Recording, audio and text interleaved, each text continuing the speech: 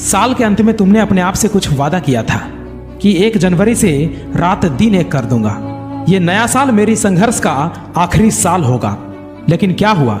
फिर से वही आदतें, फिर से वही मौज मस्ती, फिर से वही सोच।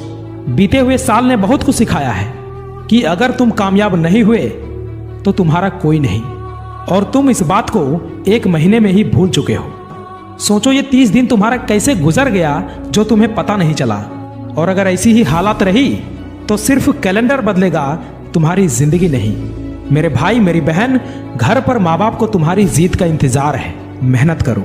तुम्हें लग रहा होगा कि समय कोई नहीं पढ़ रहा, भाई सब पढ़ रहे हैं। तुम्हारे आसपास वाले दोस्त, पड़ोसी, यार सभी पढ़ रहे हैं। इस समय हर एक बच्चा अपने आप को रगड़ रहा है, और अगर तू नहीं रगड़ रहा ना तो बहुत पीछे रह जाओगे।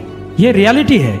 ये जो तुम्हारे कंधे पर बैग है ना, ये सिर्फ एक बैग नहीं, माँ बाप की उम्मीदें हैं। आपकी मेहनत में इतना दम तो होना चाहिए कि बरसों से कर रहे माँ बाप के संघर्षों पर तुम पूर्ण विराम लगा सको।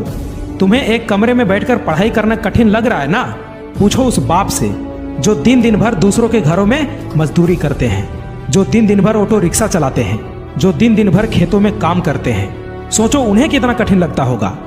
वो सुबह के 6 बजे घर से बाहर निकलते हैं और रात के 8 बजे घर आते हैं ताकि तुम्हें कोई दिक्कत ना हो, तुम्हारी पढ़ाई सही से चल सके। माँ बाप तुम्हें बाहर केवल पढ़ने के लिए भेजे हैं, ना कि ऐशमौज करने के लिए। अगर तुम्हें ऐशमौज करने का इतना ही शौक है तो अपने पैसे से करो ना। अपने माँ बाप के पैसों पर मौज मस्ती करने का हक तुम्हें किसने दिया? देखो तुम अपने घर का, अपने परिवार का इकलौता उम्मीद हो। इस उम्मीद को टूटने मत दो। बंद कर दो वो सारे रास्ते जो तुम्हें तुम्हारी मंजिल की ओर नहीं लेके जाता हो।